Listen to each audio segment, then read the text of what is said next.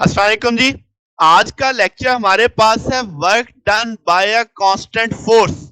आज हम देखेंगे यूनिट ऑफ वर्क क्या होते हैं, फिर हम वो फोर्सेस देखेंगे जो वर्क नहीं करती, फिर ग्राफिकल मेथड से वर्क कैसे निकाला जा सकता है, और जब किसी बॉडी पे ढेर सारी फोर्सेस लग रही हो तो तब टोटल वर्क कैसे निकालना है।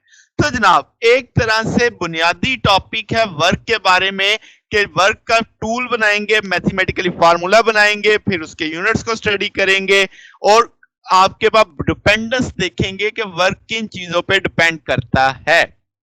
ठीक होगी बात। तो शुरू करते हैं जनाब। मेन हेडिंग है मेरे पास। हम जानते हैं जब किसी बॉडी पे फोर्स एक्ट करती है तो वो पार्टिकल उसी फोर्स की सिंथ में क्या करता है, मूव करता है। ठीक है, अब ये बुनियादी चीज है, न्यूटन का सेकंड लॉ है कि फोर्स एक्ट करेगी तो पार्टिकल उसी फोर्स की सिंथ में क्या करेगा, मूव करेगा। तो अब आपने प्रोडक्ट लेना है किसका, उस फोर्स के मैग्नीट्यूड का, और वो जितना फासला उस सिमत में तय करेगा, यानी वो जो डिस्प्लेसमेंट उसने फोर्स की सिमत में तय किया है उसको मल्टीप्लाई करेंगे तो वर्क हासिल हो जाएगा। तो क्या समझ आ रही है कि वर्क कितनी चीजों को मल्टीप्लाई करने से मिलेगा, दो। कौन कौन सी, फोर्स, और जिस सिमत में फोर्स की वजह से फासला तय हुआ उस फासले को एफ से ज़रब दे दो तो वर्क मिल जाएगा। समझ आ गई बात। तो इसका मतलब मैग्नीट्यूड ऑफ द फोर्स अहम है और मैग्नीट्यूड ऑफ द डिस्प्लेसमेंट है जो फोर्स के लगने से आया, फोर्स के लगने से जितना डिस्प्लेसमेंट कवर हुआ। तो टूल क्या बन गया, W is equal to f d. मगर मसला क्या है, मसला यह है कि हर बार ऐसा नहीं होता कि फोर्स जिस सिमत में लगे फासला भी उसी सिमत में हो। अब यहां पे आप देख रहे हो फोर्स तिरछी है जबकि बॉक्स इस जाने मूव कर रहा है, तो इसका मतलब थीटा एंगल पे आपकी फोर्स इंक्लाइंड है।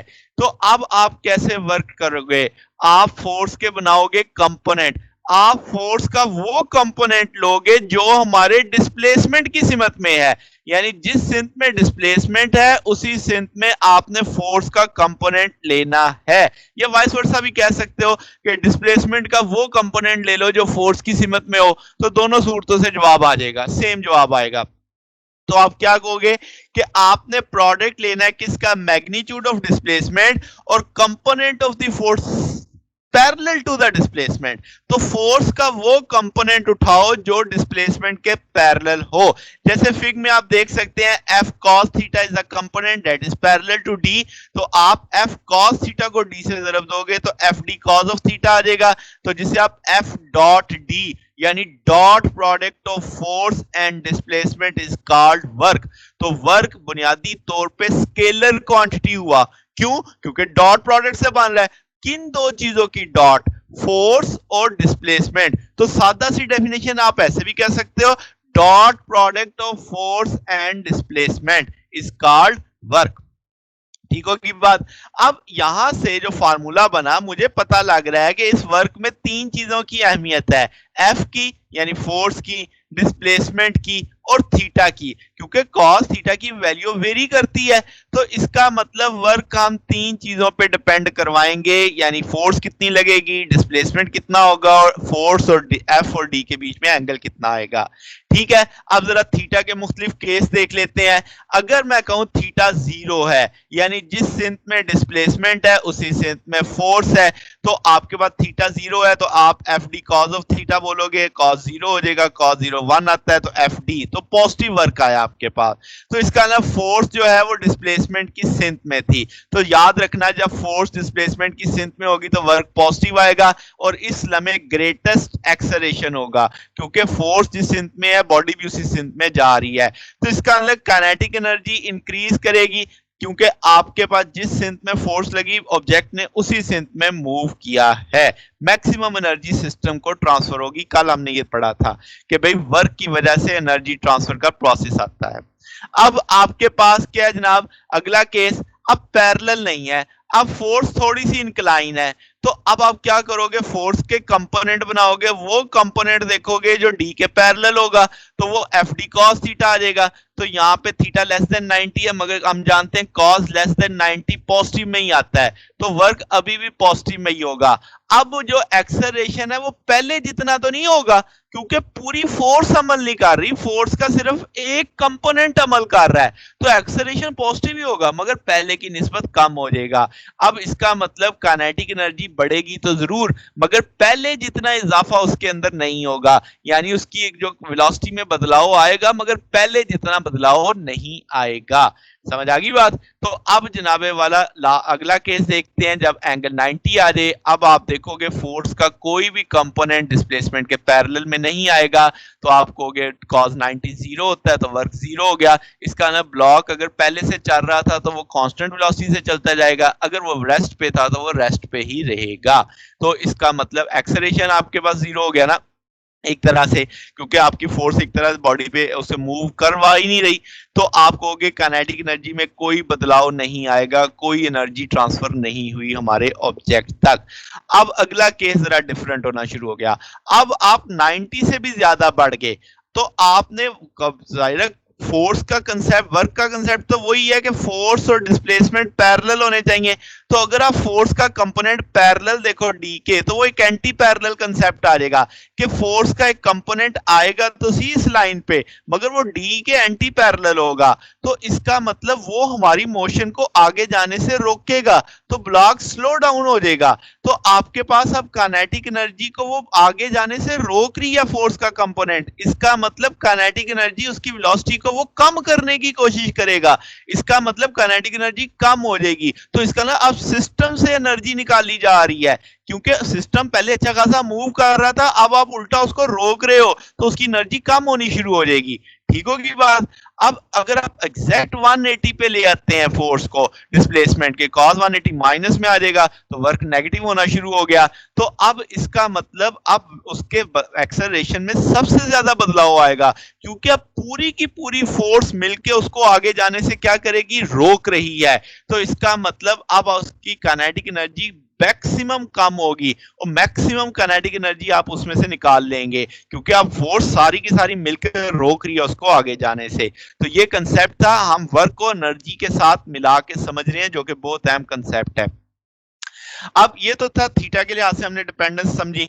अब अगर हम एसआई यूनिट्स की बात करें तो हम जूल बोलेंगे, कैपिटल जे से लिखा जाता है। एफ डी हम जानते हैं मैक्सिमम वर्क होता है, F for Newton, D for displacement. तो अब आप कहोगे कि 1 जूल का वर्क कब होगा, जब 1 न्यूटन की फोर्स लगे, 1 मीटर का डिस्प्लेसमेंट आए।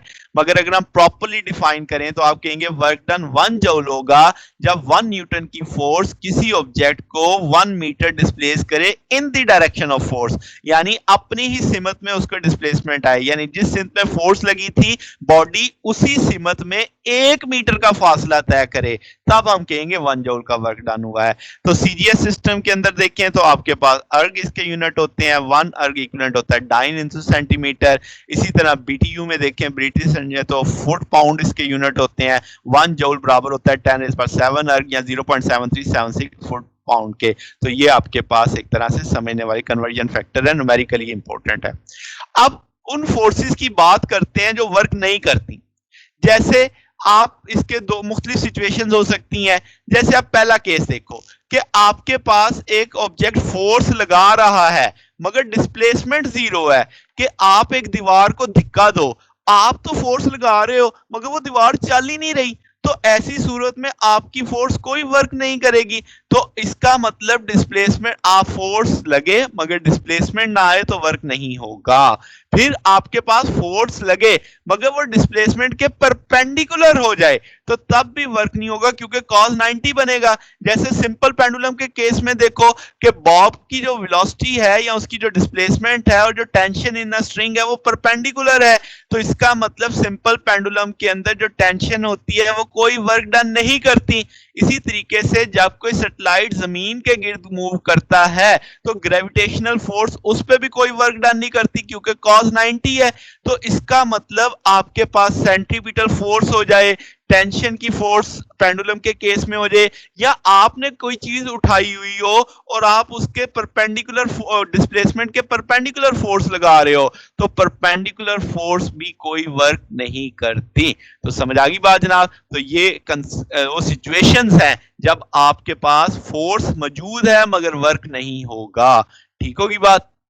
तो जनाब अब अगली जो चीज हमने समझनी है वो वर्क डन समझना कांस्टेंट फोर्स की मदद से, ग्राफिकल मेथड जिसे हम कहते हैं। चूंकि फोर्स कांस्टेंट है, फोर्स को मैं वाई एक्सिस पे ले लेता हूं, डिस्प्लेसमेंट को एक्स एक्सिस पे ले लेता हूं, तो आपके पास फोर्स कांस्टेंट चल रही है। तो आप किसी भी दो पॉइंट्स के बीच का शेडो देखेंगे, D1 से D2 तक कितनी फोर्स ने अमल किया, तो आपके पास वो डिस्प्लेसमेंट आ जाएगा। अब जो शेडिड एरिया है वो शेडिड एरिया आपको बेसिकली F और D के बीच में आ रहा है, पोजीशन और फोर्स के बीच में, यानी एक तरह से बन रहा है। तो वो आपको F और D को मल्टीप्लाई करेंगे और FD मल्टीप्लाई हो तो हम जानते हैं वर्क होता है। इसका अंदर जो एरिया ऑफ FD ग्राफ है वो मुझे वर्क डन देता है। तो याद रखिएगा फोर्स और डिस्प्लेसमेंट ग्राफ का जब आप एरिया निकालोगे तो एरिया क्या देगा, वर्क देगा। ठीक होगी बात। तो ये चीज यहाँ पे मेंशन की गई है। अब जनाब जब आपके पास ढेर सारी फोर्सेस लग रही हो बॉडी पे, तो आपसे वर्क डन पूछा जाए, तो हमने जो फार्मूला बनाया है W is equal to FD cos theta, तो ये तो सिर्फ एक पर्टिकुलर फोर्स को के बनाया। आपने इससे पहले भी सारे केसेस देख के सिंगल फोर्स लग रही थी। तो जनाबे वाला अगर आपके पास ढेर सारी फोर्सेस होंगी तो उसके दो तरीके हैं कि कैसे हल किया जाए। सबसे पहला तरीका यह है कि सारी फोर्सेस का अलग अलग वर्क निकाला जाए और सारे वर्क्स को एंड पे जमा कर दिया जाए कि हर फोर्स जो भी लग रही है बॉडी पे उसकी वजह से जितना भी डिस्प्लेसमेंट आ रहा है तो उसका वर्क निकाल लो, हर फोर्स का अलग अलग वर्क निकाल के एट द एंड सारे वर्क्स को जमा कर दो। फिर सेकंड तरीकाकार ये है, फोर्स को वेक्टोरिकली ऐड कर लो। जितनी भी फोर्सेस लग रही हैं वेक्टर सम करो, जो नेट फोर्स आएगी नेट डिस्प्लेसमेंट के साथ उसके वर्क डन निकाल लो। तो वो भी सिंपल सा कंसेप्ट आ जाएगा आपके पास कि भाई चूंकि वेक्टर है तो वेक्टोरिकली ऐड करके नेट फोर्स आ जाएगी, तो आप वो वर्क डन निकाल सकते हैं सारा नेट फोर्स की मदद से। तो ये दोनों मेथड एक जैसे ही हैं, यानी इनमें से रिजल्ट हमेशा सेम ही आएगा, चाहे जौन सा मर्जी मेथड अख्तियार कर लो। तो इससे कोई फर्क नहीं पड़ने वाला कि आप किस मेथड को प्रेफर कर रहे हैं। तो ये जनाब आज का टॉपिक था हमारे पास। हमने वर्क को समझा कि वर्क क्या होता है, फिर हमने उसके यूनिट्स देखे, फिर हमने उसकी डिपेंडेंस देखी। मुझे पता चला कि थीटा बेसिकली बहुत इंपॉर्टेंट है, कि उसी से हमें अंदाजा होता है कि सिस्टम की एनर्जी बढ़ रही है या कम हो रही है। फोर्स और डिस्प्लेसमेंट आपके पास एक इंपॉर्टेंट रोल अदा करते हैं कि फोर्स लगे मगर अगर डिस्प्लेसमेंट ना आए तब भी वर्क डन नहीं होगा, और F और D के बीच में अगर एंगल 90 डिग्री आ गया तो तब भी वर्क डन शुमार नहीं होगा। फिर हमने ग्राफ देखा, हमें पता चला जब भी हम F और D यानी फोर्स और डिस्प्लेसमेंट का ग्राफ लेंगे तो उस ग्राफ का जो भी एरिया होगा वो मुझे वर्क बता रहा होगा। फिर मैंने देखा जब बहुत सारी फोर्सेस एक्ट कर रही होती हैं तो सारी फोर्सेस दो तरीकों से हम वर्क निकाल सकते हैं।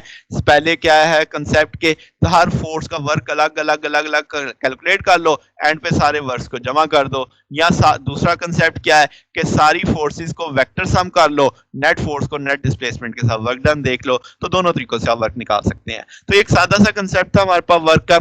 अगर आपको इसमें कोई बात पूछनी हो, कोई चीज समझ ना आई हो तो नीचे कमेंट्स में पूछ सकते हैं। वीडियो अच्छी लगी हो तो वीडियो को लाइक कीजिएगा, दोस्तों के साथ शेयर कीजिएगा, चैनल को सब्सक्राइब कर दीजिएगा। अब तक के लिए इतना ही, बाकी इंशाल्लाह फिर नेक्स्ट देखेंगे। ओके, अल्लाह हाफिज।